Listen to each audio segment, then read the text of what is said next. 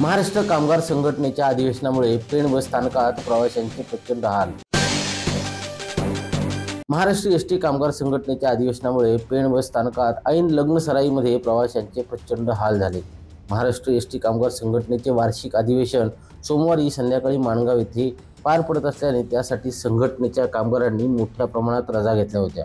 पेण बस स्थानक जिल्ह्याचे मध्यवर्ती ठिकाण आहे। या बस स्थानकातून दररोज मुंबई, ठाणे, नवी मुंबई तसेच अलिबाग, मुरुड, महाड, माणगाव, रोहा येथे शेकडो प्रवासी नोकरी आणि शिक्षणानिमित्त प्रवास करतात। सोमवारी एसटी कामगार संघटनेचे अधिवेशन माणगाव येथे असल्याने पेण बस स्थानकातील अनेक चालक, वाहक तसेच कंट्रोलर यांनी एकदाच रजा टाकल्याने त्याचा परिणाम आगाराच्या दैनंदिन फेऱ्यांवर झाला।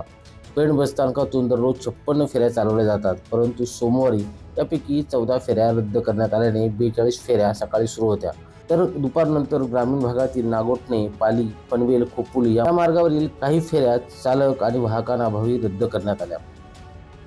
ब्युरो रिपोर्ट, संवाद मराठी लाईव्ह, पेण। श्री गणपती संस्थान महड, तालुका खालापूर, जिल्हा रायगड। श्री वरद विनायकाच्या भक्तांसाठी भक्त निवासाची सोय, स्वच्छता आणि 24 तास गरम पाणी, सीसीटीव्हीची नजर।